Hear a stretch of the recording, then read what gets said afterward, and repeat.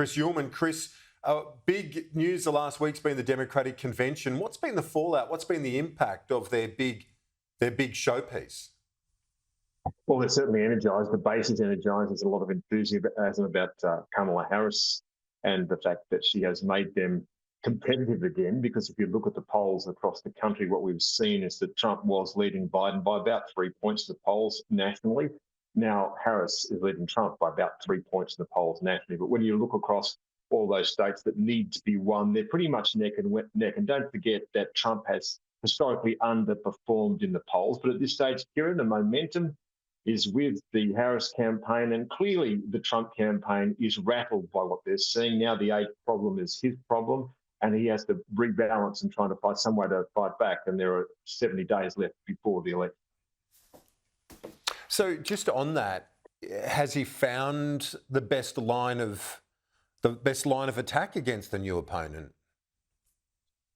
Well, Kieran, if you think that him talking to a rally and telling them that he was going to appoint hundreds of far-left liberal judges to impose the San Francisco worldview on the rest of the United States, then maybe that is a good line of attack. I don't think he has found his line and length yet. He was romping at him with Biden. I think that was the fight that he wanted to have, and probably the entire Republican movement underestimated Kamala Harris, given her performance as vice president, wasn't particularly good. And I know there is a lot of concern in the Democratic ranks that they don't think that she's a good candidate, and she'll be put to the test this week, in fact, because she hasn't done any sit-down interviews yet. But her and her running mate, Tim Walz, are sitting down with CNN on Thursday, US time. So that'll be an interesting one, but a double header. I'd really like to have a look and see how she does on her own. Yeah, indeed. That's a valid point. When you're going for your first big interview, normally you don't need your deputy with you, which is interesting in itself. But again, we wait to see the performance and the debates as well, which loom as a pivotal moment. Chris, as you look at this now and reflect on the possibilities ahead, what does it all mean for the USA on the world stage, in your view?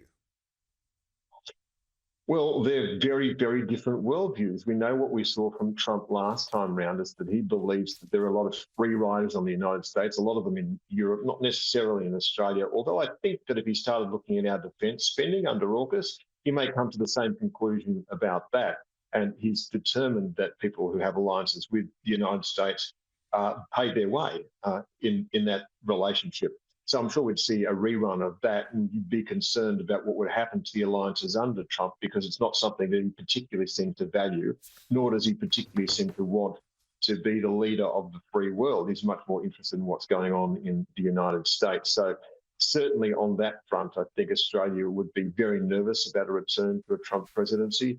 Under Harris, I think you'd see more of the same as you did under Joe Biden, who was very big on alliances, and they have become really quite strong again under him. So two very different ways of looking at the world. So the American election is a big deal for Australia, and we'll all watch with a great deal of interest. I know you will, Kieran.